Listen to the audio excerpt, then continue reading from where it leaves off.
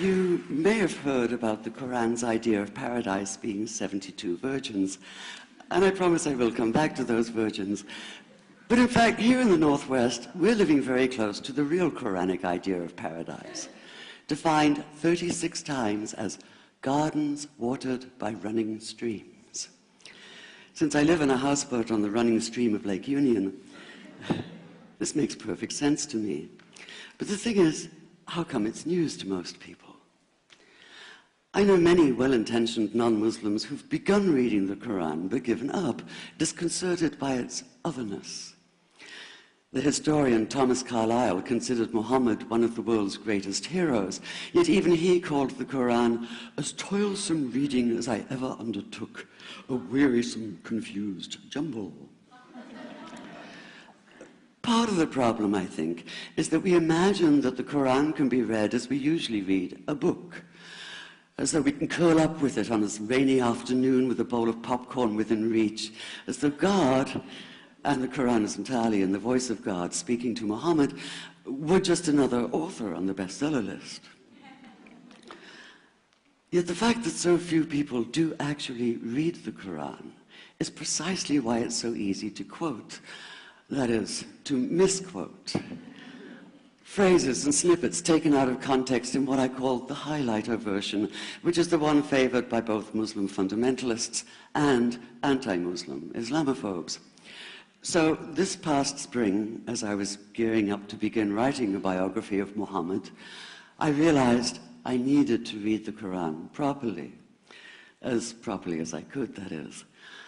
My Arabic's reduced by now to wielding a dictionary, so I took 4 well-known translations and decided to read them side by side, verse by verse, along with a transliteration and the original 7th century Arabic. Now, I did have an advantage. My last book was about the story behind the Shia-Sunni split, and for that I'd worked closely with the earliest Islamic histories, so I knew the events to which the Quran constantly refers, its frame of reference. I knew enough, that is, to know that I'd be a tourist in the Quran, an informed one, an experienced one even, but still an outsider, an agnostic Jew reading someone else's holy book. So I read slowly. I'd set aside 3 weeks for this project, and that, I think, is what is meant by hubris, because it turned out to be 3 months. I did resist the temptation to skip to the back where the shorter and more clearly mystical chapters are, but every time I thought I was beginning to get a handle on the Quran, that feeling of, I get it now, it'd slip away overnight, and I'd come back in the morning wondering if I wasn't lost in a strange land. And yet the terrain was very familiar. The Quran declares that it comes to renew the message of the Torah and the Gospels, so 1/3 of it reprises the stories of biblical figures like Abraham, Moses, Joseph, Mary, Jesus. God himself was utterly familiar from his earlier manifestation as Yahweh, jealously insisting on no other gods. The presence of camels, mountains, desert wells and springs took me back to the year I spent wandering the Sinai desert. And then there was the language, the rhythmic cadence of it, reminding me of evenings spent listening to Bedouin elders recite hours-long narrative poems entirely from memory. And I began to grasp why it's said that the Quran is really the Quran, only in Arabic. Take the Fatiha, the 7-verse opening chapter that is the Lord's Prayer and the Shema Israel of Islam combined. It's just 29 words in Arabic, but anywhere from 65 to 72 in translation. And yet the more you add, the more seems to go missing. The Arabic has an incantatory, almost hypnotic quality that begs to be heard rather than read, felt more than analyzed. It wants to be chanted out loud, to sound its music in the ear and on the tongue. So the Quran in English is a kind of shadow of itself, or as Arthur Arbery called his version, an interpretation. But all is not lost in translation.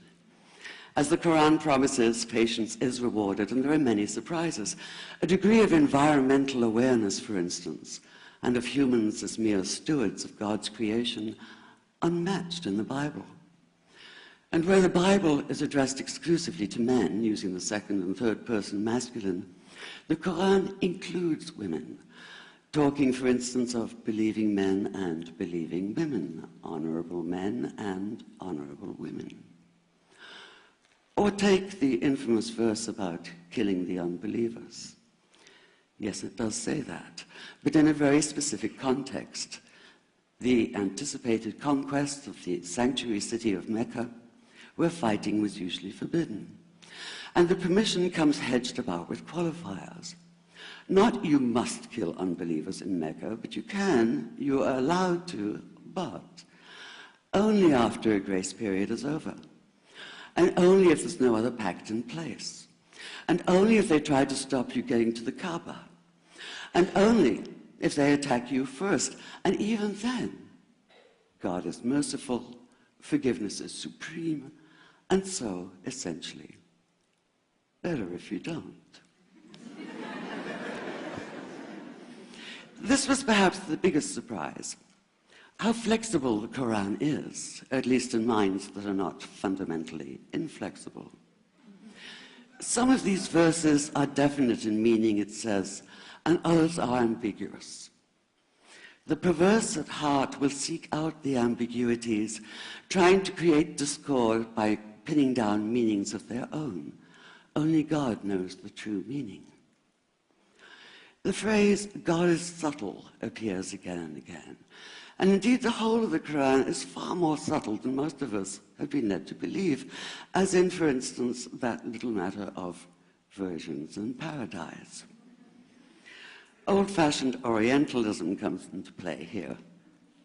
The word used 4 times is huris, rendered as dark-eyed maidens with swelling breasts, or as fair, high-bosomed virgins.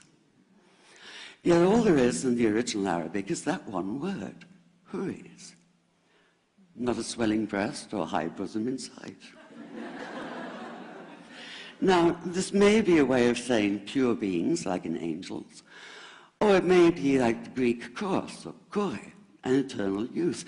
But the truth is, nobody really knows, and that's the point.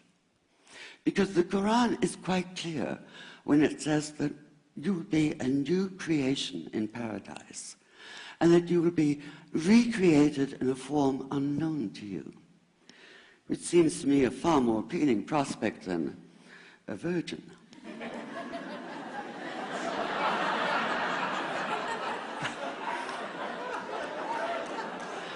And that number 72 never appears.